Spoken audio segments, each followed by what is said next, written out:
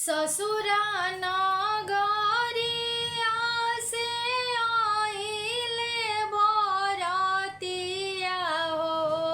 ससुरा नगरिया से आइले बरतिया हो। नैहर नगरिया लागल बारात ए लाला। नैहर नगरिया लागल बारात ए लाला।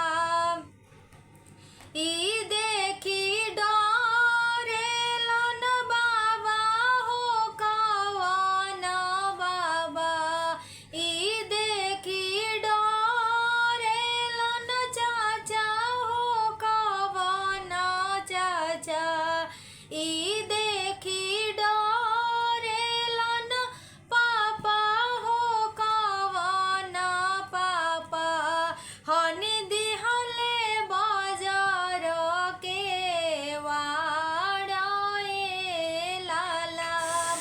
हनि दिहले बाजार के वाड़ा ए लाला। घर में से बोलेली बेटी हो कवन बेटी। घर में से बोलेली बेटी हो अनजान बेटी। काहे पापा हने नीके वाड़ा ए लाला। काहे पापा हने लीके वाड़ा ए लाला। तोहर ससुर बेटी सजले पलटनिया हो। तोहरो ससुर बेटी सजले पलटनिया हो। लोग देखी घर में लुकाने लाला। लोग देखी घर में लुकाने लाला। पलटनी पलटनी जानी करी पापाजी।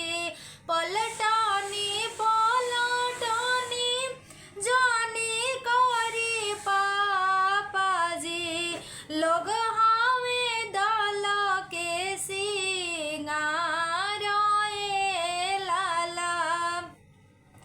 लोग हमें दल के सिंगार ए लाला। आजू के रतिया पापा रउरे ही घरवा हो।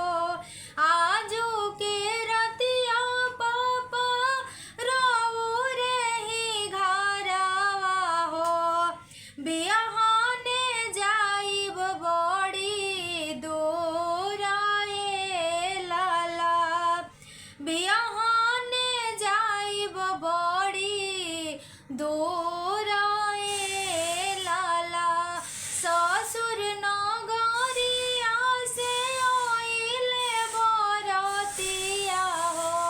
ससुर नगरिया से आइले बरतिया हो। नैहर नगरिया लागल बारात ए लाला। नैहर नगरिया लागल बारात ए लाला।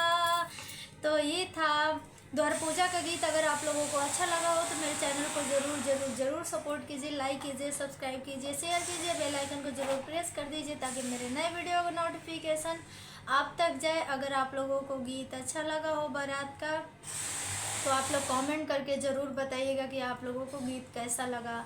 जय माता दी, हर हर महादेव।